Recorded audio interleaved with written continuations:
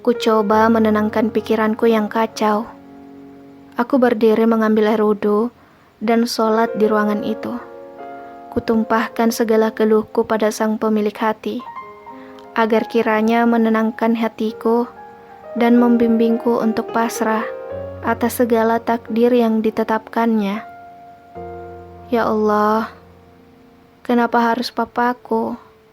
Tak cukupkah engkau mengambil ibuku? Rintihku dengan derai air mata. Dadaku terasa sesak, memikirkan nasib yang terasa tak berpihak padaku. Malam semakin larut, aku masih tenggelam dalam tadarusku.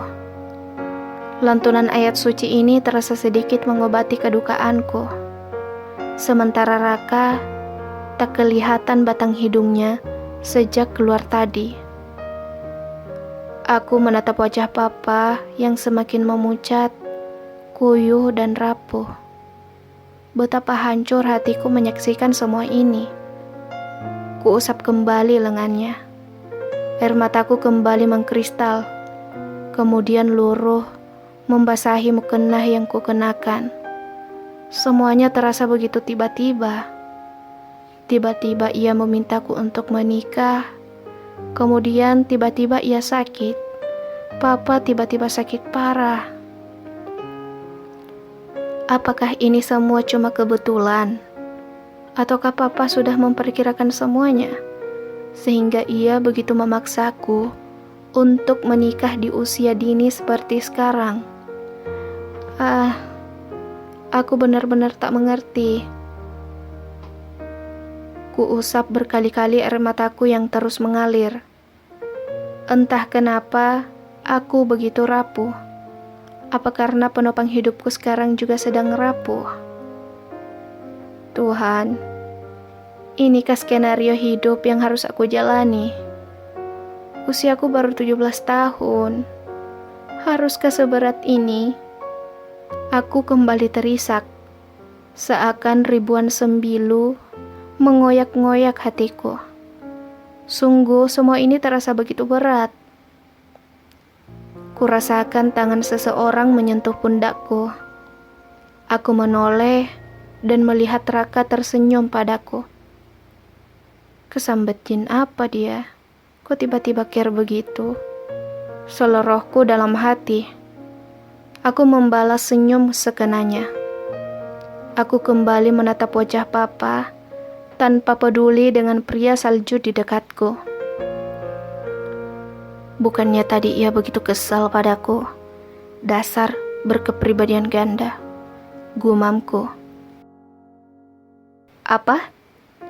Sahutnya tiba-tiba, membuatku sempat terperanjat karena tak menyangka kalau ia mendengar ucapanku. Tidak, Kak, tidak ada apa-apa kok. Jawabku sedikit kelabakan. Ia mendehem tanpa mengucapkan apa-apa. Mungkin lagi malas cari masalah denganku. Win, kamu tidur Ge, biar aku yang jaga Papa. Ucapnya kemudian. Tidak usah Kak, aku belum ngantuk. Jawabku tanpa beringsut dari tempat dudukku.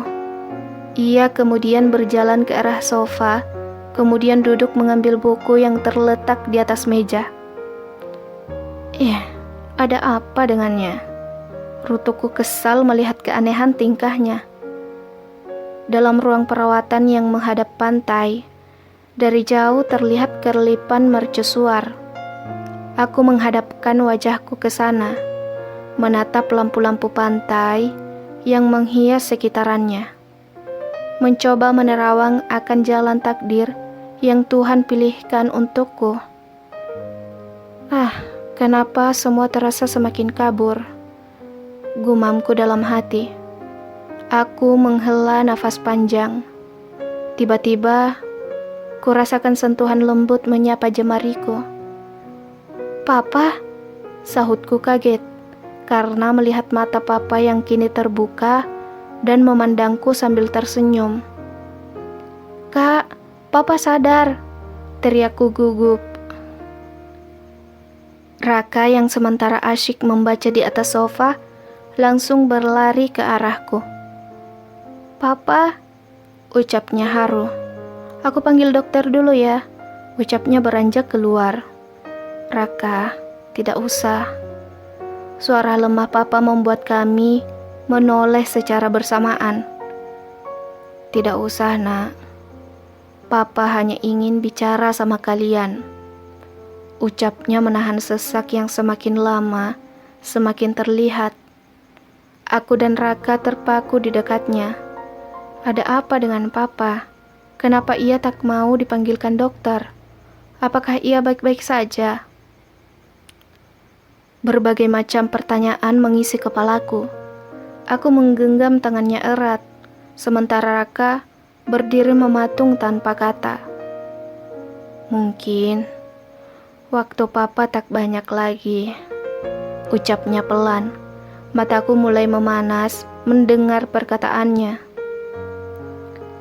"Papa harap keputusan papa menitipkan Winda pada Nak Raka tidak salah." Suaranya bergetar mengucapkan itu.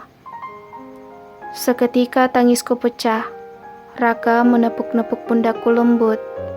"Pencitraan," gumamku kesal. "Dia begini karena di hadapan papa. Tapi untuk apa aku memikirkan ini?"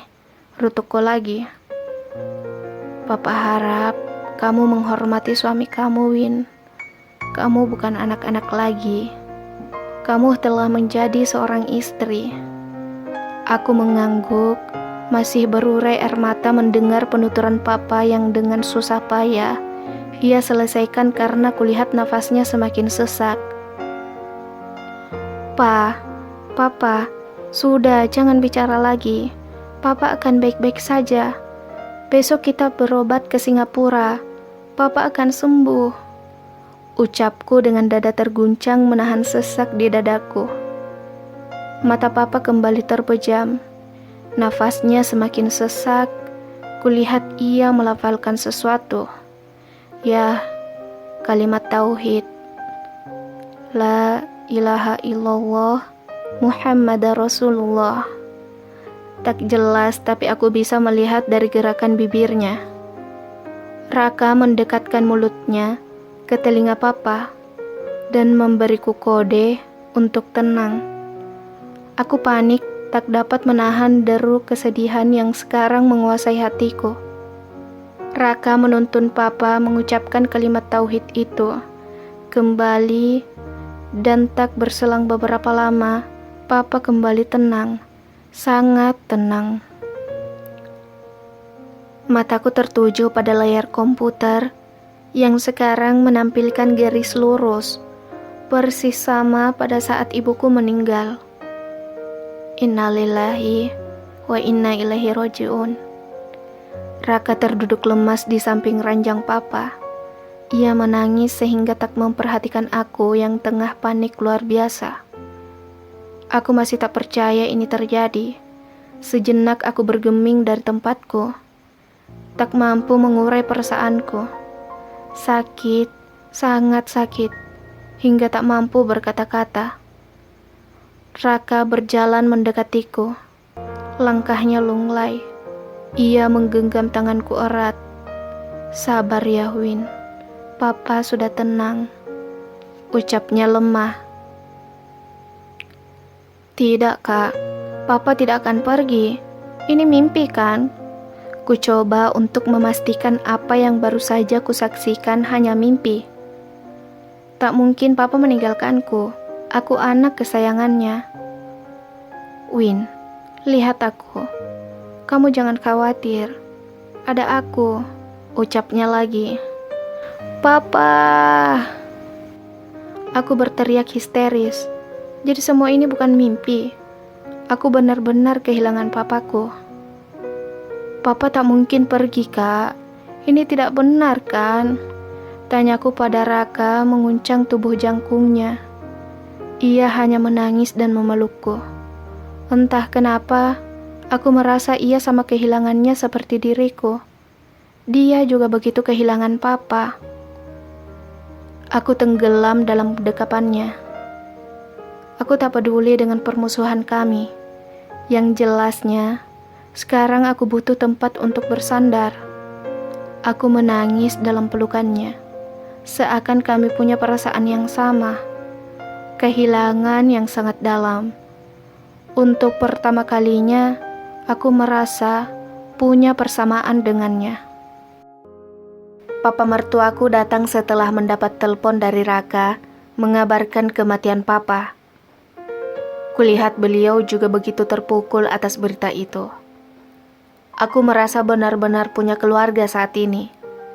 Keluarga yang merasakan apa yang aku rasakan. Aku pulang dengan perasaan hampa. Cobaan apa lagi ini? Aku benar-benar tersanggup, ya Allah. Ratapku berurai air mata. Aku ikut mobil papa karena Raka melarangku ikut dalam ambulans yang membawa papa. Ya khawatir aku akan mengamuk di sana. Sungguh pikirannya sangat picik terhadapku. Di saat seperti ini, masih saja sok ngatur-ngatur. Dasar tak punya hati. Aku merancau dalam hati. Dekat jendela mobil yang terbuka, ku coba menghirup udara dari jalan raya yang penuh polusi. Tapi setidaknya lebih baik daripada udara dalam mobil yang membuatku sesak. Tante Mira yang ada di dekatku mengelus-elus punggungku. Ia tentu juga sangat sedih kehilangan kakaknya. Karena selama aku ikut ke rumah mertuaku, Tante Mira yang memasak untuk papa. Prosesi pemakaman papa berlangsung haru. Kulihat Raka begitu sibuk sana-sini mengurus semuanya. Papa dimakamkan di samping makam mama. Rasanya sangat sakit. Baru setahun mama pergi, sekarang papa yang meninggalkan aku. Sebelum azan zuhur, semua sudah selesai. Raka mendekatiku dan membimbingku menuju mobil. Tapi rasanya sangat berat untuk pulang. Aku masih mau di sini, ucapku masih terisak. Raka tersenyum, walau dengan mata yang masih sembab. Baiklah, tapi jangan lama-lama ya, ucapnya mengikuti langkahku menuju makam papa. Aku duduk di samping kedua makam orang tuaku, berharap ini hanyalah mimpi buruk. Entah mengapa, akhir-akhir ini aku selalu berdoa agar semua kejadian ini hanyalah mimpi buruk bagiku. Isakanku tak jua berhenti di atas makam kedua orang tuaku. Raka masih di sampingku menatapku ibah. Apakah itu hanya pencitraan? Ataukah hanya pura-pura? Bukannya aku yang picik jika berpikir begitu. Sudah aku tak mau berpikir macam-macam lagi. Cukup sudah kesedihanku kehilangan papa. Win, yuk kita pulang. Sudah setengah jam loh kamu duduk di sini. Ucapnya pelan sambil memegang lenganku. Aku mengangguk pelan, kemudian berdiri mengikuti langkahnya. Tiba-tiba kepalaku pusing, jantungku berdegup kencang, semua di depanku terlihat gelap. Kuhentikan langkahku, mencoba mengatur nafasku. Samar-samar ku dengar Raka memanggil-manggil namaku, tapi aku tak merasakan apa-apa. Keseimbanganku hilang, badanku terasa seringan kapas. Kurasakan tangan seseorang memegang pundakku dan menyandarkan aku di tubuhnya. Setelah itu, aku tak ingat apa-apa lagi. Kubuka mataku perlahan. Kepalaku terasa sangat berat dan pusing. Pandanganku menyapu di sekitar tempat aku berbaring. Win, kamu sudah sadar? Aku menoleh ke arah datangnya suara. Pria yang belum sebulan menikahiku itu terlihat tersenyum ke arahku. Ia melangkah mendekat. Aku berusaha mengangkat tubuhku dan bersandar pada bantal di belakangku. Tapi tubuhku terasa tak punya tenaga. Kepalaku pusing dan sakit. Perutku mual, mungkin masuk angin. Kamu istirahat dulu, sepertinya kamu demam. Ucapnya meletakkan telapak tangannya di keningku. Sebenarnya aku risih atas sikapnya itu. Tapi kondisiku benar-benar lemah sehingga aku biarkan saja ia melakukan itu. Andaikan aku sehat, pasti sudah kuhadiahkan jurus kunyuk melempar buah. Ups. Aku tersenyum membayangkannya. Emangnya ada jurus macam itu? Ada-ada saja isi kepalaku ini. Loh, kok malah senyum? Ada yang lucu? Ucapnya mengerutkan dahinya. Sementara tangannya sibuk memeras handuk basah. Entah mau apa dia. Tidak kok, siapa yang senyum? Jawabku pura-pura. Mata situ yang juling. Sambungku mengerucutkan bibirku. Idih, siapa juga yang juling? Pengen ku tabuk nih bocah. Sahutnya melototkan matanya ke arahku. Pria bertubuh jangkung itu terlihat tampan di mataku kali ini. Kemeja abu dipadu celana jeans biru terlihat sangat cocok dipakainya. Sorot matanya bertambah tajam saat melotot seperti itu. Duh, ya Allah, kenapa mataku tiba-tiba nggak bisa kompromi dengan hatiku? Ampuni Aim ya Allah, kesal dengan perasaanku sendiri. Bocah, kenapa kamu? Bentaknya tiba-tiba. Ia menghentikan aktivitasnya memeras handuk itu. Matanya tertuju padaku, perlahan ia mendekatkan wajahnya ke wajahku. Nafasku terasa sesak. Telunjukku mengarah ke jidatnya mendorongnya menjauh. Om, lupa ya dengan perjanjian kita? Tanyaku menyembunyikan kegugupanku. Ia tersenyum mengejekku. Emang, kamu kira siapa yang menggendongmu kemari? Dan lihat, siapa yang mengganti pakaianmu? Seketika aku menyibak selimut yang kupakai. Aku menutup mulutku yang menganga dengan telapak tangan. Takut lalat masuk ke sana, kan bisa berabe. Astagfirullah, kamu berani mengganti pakaianku? Teriakku histeris menyadari hoodie biru yang kupadukan dengan rok jeans telah berubah jadi piyama tidur. Kalau tidak kuganti, kamu kira ranjang akan sebersih sekarang? Tanyanya sinis. Tapi tetap saja kamu tak boleh, ucapku kesal.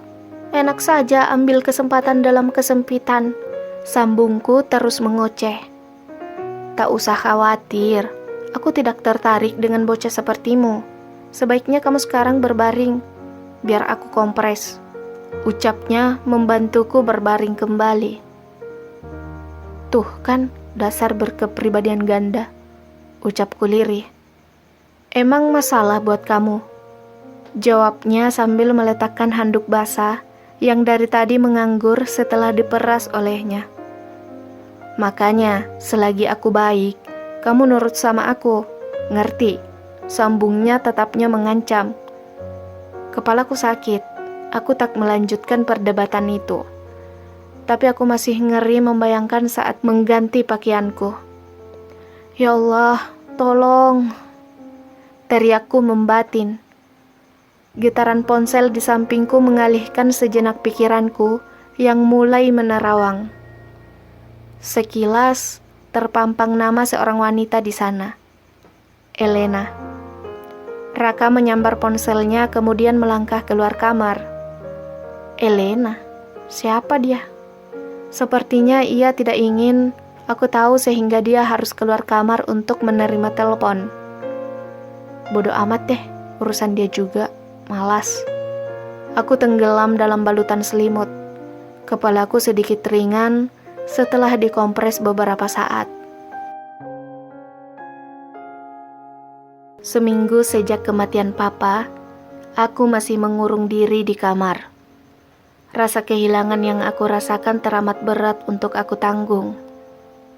Terasa seluruh tubuhku tak bertulang, lemas dan tak punya tenaga. Apa yang harus aku lakukan? Sekarang aku telah jadi yatim piatu.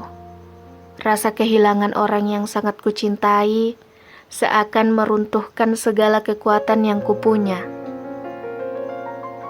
Aku yang dikenal oleh temanku paling cuek dan barbar saat di pesantren, terkenal dengan anak yang ceria dan tak pernah menyimpan duka, sekarang larut dalam sedih yang berkepanjangan. Entah dengan cara apa, aku menyembuhkan rasa sakit ini. Untungnya, Raka selalu bersikap baik terhadapku. Ya, walaupun sesekali mengesalkan sih. Setelah menimbang-nimbang, tiba-tiba keinginan untuk melanjutkan kuliah terlintas di pikiranku. Aku berharap semoga dengan kuliah, kesedihanku sedikit terobati karena bertemu banyak orang. Aku mencoba berbicara pada Raka atas keinginanku ini. Kak, boleh tidak aku lanjut kuliah? Di kampus swasta juga nggak apa-apa. Karena di kampus negeri sepertinya pendaftarannya sudah tertutup. Carocosku mencoba bernegosiasi, memanfaatkan kebaikannya akhir-akhir ini. Boleh saja, daripada tinggal di rumah kerjanya cuma bengong doang. Jawabnya kemudian beranjak meninggalkan aku yang duduk di meja rias. Beneran kak, aku kegirangan mendengar jawabannya hingga tanpa sadar, langsung menjangkau lengannya ketika hendak beranjak dari duduknya. Iya, tapi lepasin tanganku, ringisnya sambil melepas cengkeraman tanganku. Alhamdulillah ya Allah, masalah biaya kakak tidak perlu khawatir. Aku akan cari kerja sampingan, tambahku. Apa? Tidak boleh, aku akan biayai semuanya. Lagi pula kamu kan tanggung jawabku, jawabnya tegas. Kok gitu kak? Aku tak mau utang budi sama Kak Raka. Takut nagihnya nanti pakai bodyguard, dikejar-kejar kayak rentenir. Ih, ngeri. Jawabku begidik membayangkan jika hal itu benar-benar terjadi. Membuatnya kembali melototkan matanya ke arahku. Ingat perjanjian kita kan? Aku akan menanggung semua kebutuhanmu. Karena itu tanggung jawabku. Paham? Sahutnya semakin tegas. Aku dibuat gugup oleh sikapnya. Aku terdiam tidak menanggapi.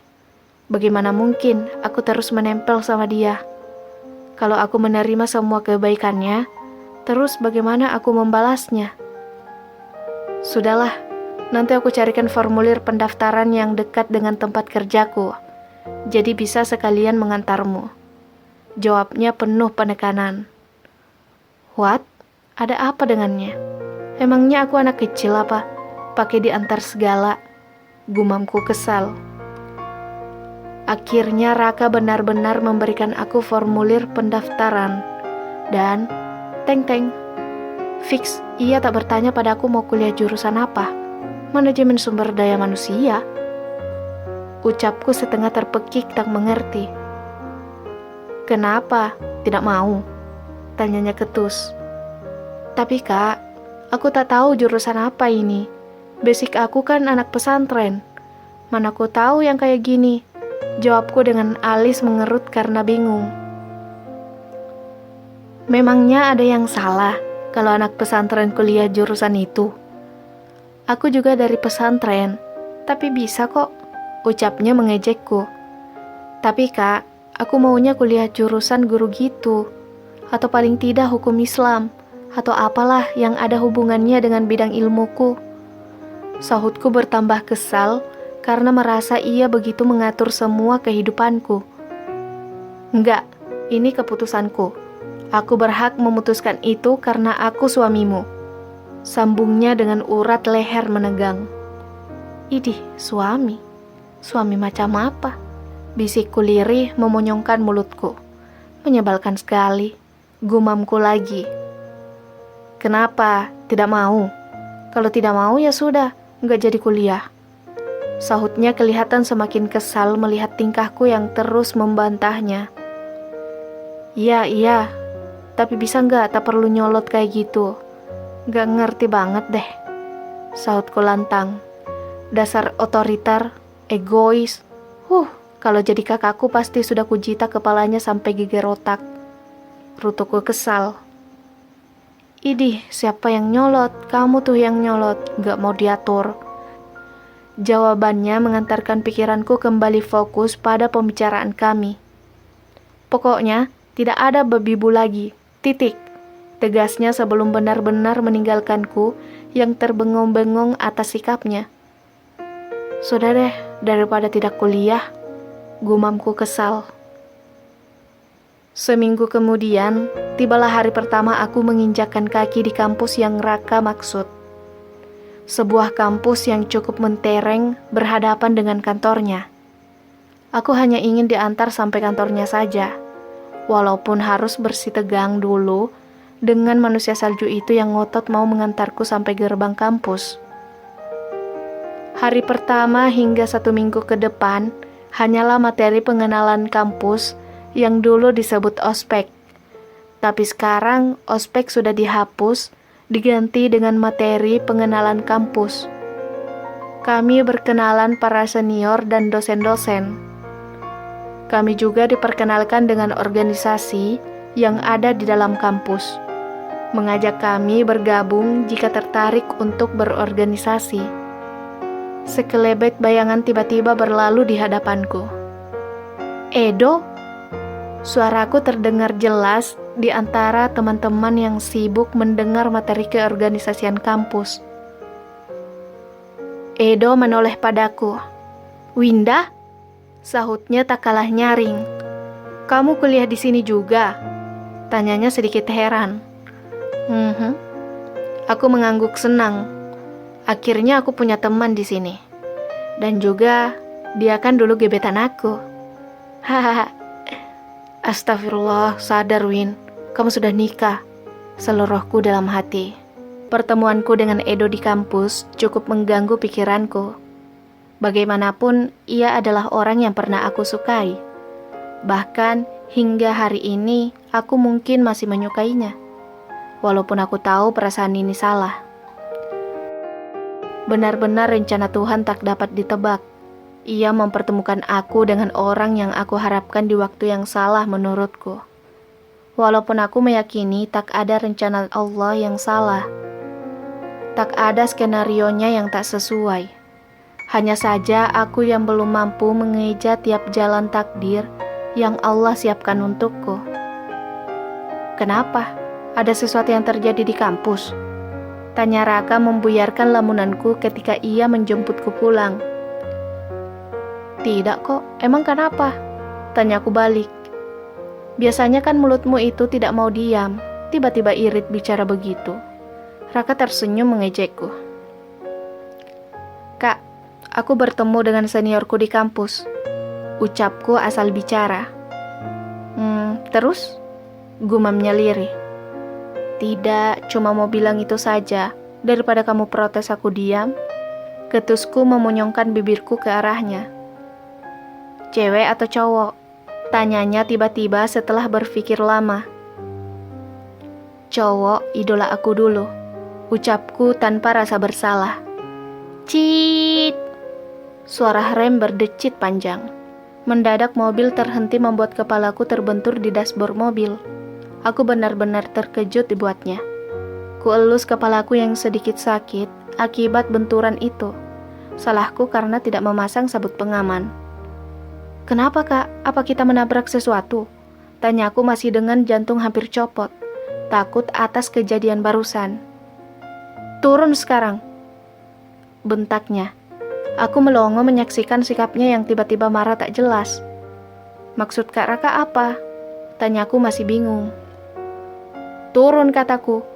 Pulang naik taksi saja, dasar bocah. Ucapnya membuatku semakin bingung. Aku membuka pintu mobil dan turun dengan perasaan heran. Kesambet apa lagi dia? Tiba-tiba marah kayak begitu. Padahal aku lapar. Gumamku sambil memegangi perutku yang keroncongan sejak tadi siang. Aku berjalan tak tentu arah. Apalagi itu daerah baru bagiku. Kuraba kantong hoodie yang kupakai berharap ada selembar uang untuk ongkos pulang. Tapi harapanku tak seindah kenyataan. Hanya selembar uang 2 ribuan yang kudapatkan sisa jajan es krim tadi di kampus. Lagi pula tasku kan ada di dalam mobil Raka. Dompet dan ponsel semua ada di sana. Tadi tak sempat mengambilnya karena heran atas sikap Raka yang tiba-tiba marah. Hari beranjak gelap. Perutku sakit karena lapar. Aku berjalan di trotoar dengan langkah yang tak jelas. Menatap pedagang kaki lima yang mulai ramai, menjajakan makanan cepat saji di pinggir trotoar jalan. Perutku bernyanyi tak karuan. Pasti cacing-cacing di perutku pada kelaparan. Apalagi aroma makanan sepanjang jalan begitu menggoda. Kenapa Raka memperlakukanku seperti ini? Tega amat jadi suami. Apa dia sama sekali tak punya perasaan? Setidaknya, jika ia tak mengkhawatirkanku sebagai istrinya, khawatirlah sebagai sesama manusia. Aku menggerutu sepanjang jalan. Kakiku mulai lemas. Kulirik jam tangan yang bertengger di lenganku, menunjukkan pukul 8 malam. Ada rasa perih di hatiku. Apakah keputusan Papa untuk menikahkanku dengannya tidak salah? Kebaikan seperti apa yang Papa lihat darinya? Papa, menantu pilihanmu ini menelantarkan aku di jalan. Papa lihat sekarang, aku kelaparan, jeritku dalam hati. Aku istirahat sebentar, duduk di trotoar jalan, sedangkan aroma makanan di sekelilingku benar-benar membuatku semakin lapar. Ya Allah, bantu hamba-Mu ini ya Rob, aku lapar. Seperti inikah yang dilalui para pengemis jalanan yang biasa kulihat di lampu merah? Tuhan, miris sekali nasib mereka. Aku baru sehari saja seperti ini, serasa mau mati, gumamku. Dek, mau makan? Tanya seseorang yang tiba-tiba sudah berdiri di depanku. Aku mendongakkan kepalaku menatapnya. Seorang perempuan muda yang cantik, rambutnya panjang diurai dan wajahnya sepertinya tidak asing bagiku. Astaga Winda, teriaknya seakan baru saja memenangkan lotre. Iya kak, kakak kenal saya? Tanyaku spontan karena jujur aku lupa siapa dia. Jadi begini Raka memperlakukanmu? Kasihan. Senyum ramahnya berubah jadi sinis. Kamu lupa sama aku? Tanyanya sambil duduk di dekatku. Aku hanya mengangguk. Selain karena aku benar-benar lupa, aku juga sudah kehilangan tenaga untuk meladeninya. Win, aku Elena, wanita yang kau rebut kekasihnya. Ucapannya itu membuatku kembali memperhatikan wajahnya. Oh, kakak yang datang di pesta hari itu ya? Tanyaku memastikan kalau ingatanku tidak salah. Tuh, ingat kan? Jawabnya tersenyum penuh kemenangan. Seakan puas melihat keadaanku seperti ini. Kakak ambil saja si manusia salju itu. Aku enek liatnya. Mendengar jawabanku, ia menatapku heran. Seakan tak percaya atas apa yang aku ucapkan. Tapi, Kak, sebelum kakak ambil manusia salju itu, suruh dulu ia menjemputku. Aku kelaparan di sini. Ucapku menatap matanya sambil kedap-kedip seperti Upin Ipin yang meminta ayam goreng ke Kak Ros. Bocah, gila juga loh. Jawabnya keheranan melihat sikapku. Kak, tolong dong. Aku rela Kak Raka kakak ambil. Asal aku bisa pulang. Ucapku masih dengan wajah memelas. Ia merogoh kantong tasnya. Perempuan cantik itu mencari kontak di ponselnya. Raka, kamu di mana? Nih istrimu ada di sini kelaparan. Tega ya kamu? Cerocosnya sambil menyebutkan alamat tempat kami berada. Hanya berselang beberapa menit saja, Raka datang dengan mobil putihnya. Wajahnya tampak tegang. Kamu kemana saja? Sejak tadi aku keliling mencarimu. Bentaknya sambil menarikku masuk ke dalam mobil. Aku hanya menurut saja. Kakiku sudah lemas sejak tadi, jadi tak melawannya. Ia kemudian turun dan menemui perempuan yang baru saja ku ketahui namanya Elena. Ia bercakap sebentar kemudian masuk lagi ke dalam mobil. "Kamu sengaja sembunyi ya? Aku keliling di sini sejak tadi, tapi tidak melihatmu," ucapnya lagi dengan nada kesal. Apa dia gila? Dia yang mengusirku turun dari mobil, terus dia yang marah-marah karena tidak menemukanku. Benar-benar tidak jelas. Gerutuku dalam hati. "Kok diam? Jawab!" Bentaknya membuat tubuhku yang lemas karena kelaparan bertambah tak berkutik. Aku menatapnya tanpa menjawab pertanyaannya. Mataku berkaca menatapnya. Tak kuat menahan gejolak perasaanku yang tak mengerti atas sikapnya. Tak ada percakapan setelah itu. Mungkin ia menyadari kalau istrinya ini sedang berjuang menahan lapar. Mobil melaju kencang membelah jalan raya. Kami larut dalam pikiran masing-masing. Sebuah tamparan mendarat di pipi Raka. Aku terhenyak menyaksikan kejadian itu. "Apa yang ada dalam pikiran kamu, Raka? Tega kamu meninggalkan istrimu di jalan. Papa benar-benar tak mengerti. Di mana akal sehatmu?" Suara Papa menggelegar sembari menatap tajam ke arah Raka. Pria tua itu benar-benar sangat marah. Wajahnya merah padam. Nafasnya naik turun karena emosi yang memuncak. Raka hanya terdiam menunduk. Ia tak berani menatap papanya. Ada sesal di wajahnya. Mungkinkah ia menyesal atas apa yang ia lakukan padaku? Walaupun aku tidak yakin akan hal itu. Karena aku curiga ia punya kepribadian ganda. Iya nggak sih?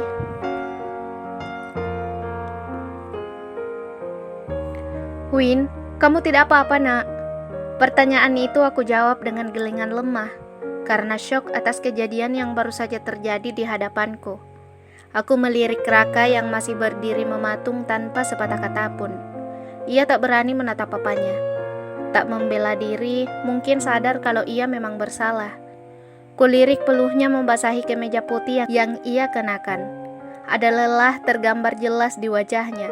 Mungkin juga syok mendapatkan tamparan keras dari Papa. "Pa, Winda lapar." Rengekku tak bisa menyembunyikan perasaan laparku. Bisa-bisa aku pingsan jika masih menahannya lagi. Sekaligus untuk mencairkan situasi yang tegang ini. "Raka, masak untuk istrimu," ucap Papa tegas. "Iya, Pa." "Ayo, Win." Raka menarik tanganku menuju dapur. Aku yakin ia ingin segera menghilang dari hadapan papanya. Aku mengikuti langkahnya menuju dapur. Rasa laparku memaksaku melupakan kejadian yang menegangkan itu. "Kak, masak mie instan saja. Aku sudah tidak kuat," ucapku memelas. "Oke, tunggu ya," jawabnya lembut. Orang ini nggak sih yang meninggalkan aku di jalan tadi sore? Benar-benar tak dapat aku mengerti atas sikapnya yang begitu mudah berubah. Kakiku lemas, keringat dingin membasahi kening dan hoodie yang kukenakan. Pandanganku tiba-tiba kabur. Tenggorokanku seolah kering kerontang, laksana gurun pasir. Aku beranjak mengambil gelas untuk minum. Namun tanpa sengaja kakiku tersandung di kaki kursi. Aku terjatuh terjerembab tepat di belakang Raka yang sedang sibuk memasak mie instan untukku. "Win, kenapa kamu?" Sekilas ku dengar Raka memanggilku. Namun pendengaranku pun menghilang dan aku tak ingat apa-apa lagi. Kurasakan tangan hangat menggenggam jemariku. Aku berusaha membuka mataku. Samar kulihat wajah yang sangat aku rindukan. "Papa, ini beneran Papa kan?" Dia tersenyum. Tangisku pecah, berusaha bangkit dan memeluk tubuhnya. "Pa, jangan tinggalin Winda lagi, Pa. Winda takut, Pa. Winda rindu Papa." Tangisku semakin menjadi. Kueratkan pelukanku pada lelaki kesayanganku itu. Ingin aku tumpahkan segala bebanku kepadanya. Ingin aku ceritakan kejadian yang tadi menimpaku. Pa, Papa salah. Kak Raka bukan orang baik, Pa. Ia jahat sama Winda. Aku ingin pulang, Pa. Pulang ke rumah kita. Aku janji tidak akan merepotkan Papa. Winda janji akan jadi anak yang penurut. Ratapku dalam pelukannya. Kurasakan kehangatan dalam dekapan papaku.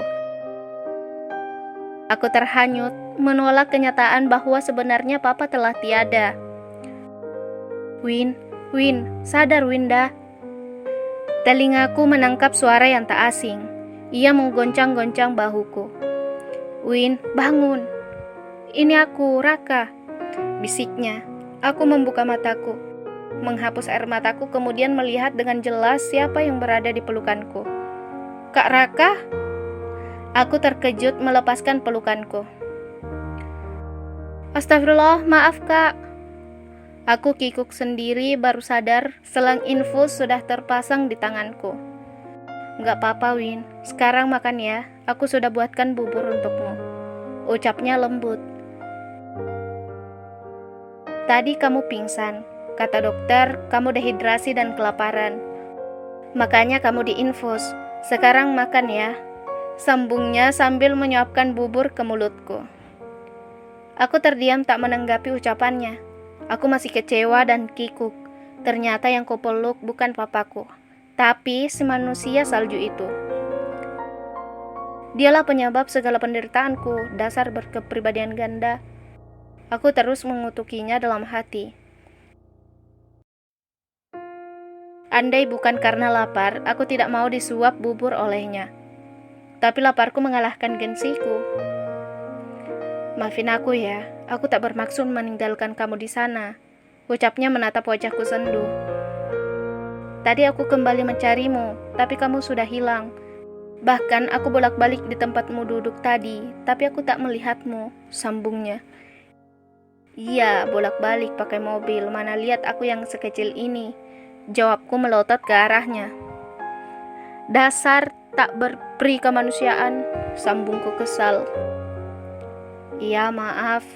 Kamu memang kecil sih, ucapnya mengejek. Aku semakin kesal dibuatnya. Permintaan maafnya seolah hanya formalitas semata. Aku merebut mangkuk bubur yang ada di tangannya. Biar aku saja, sana tidur. Aku enak lihat muka Kak Raka. Mendengar ucapanku, matanya melotot ke arahku. Kenapa? Mau ralat minta maafnya? Sambungku menantang. Dia segera meninggalkanku. Segera ku habiskan bubur dalam mangkok itu. Akhirnya aku tertidur, mungkin karena kelelahan tadi. Lagi pula aku tidak ingin mengingat kejadian yang baru terjadi. Memeluk si manusia salju itu. Ih, ngeri. Aku bergidik sendiri membayangkannya kembali.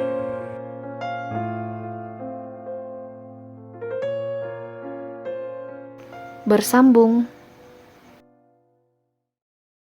Teman-teman yang penasaran banget dengan ceritanya atau mau mengintip profil penulis, yuk kunjungi platform di bawah, sudah kami tulis di link deskripsi. Dan jangan lupa subscribe, like, and comment YouTube kami juga, agar kami tambah semangat mengupdate video di YouTube. Terima kasih, wassalam.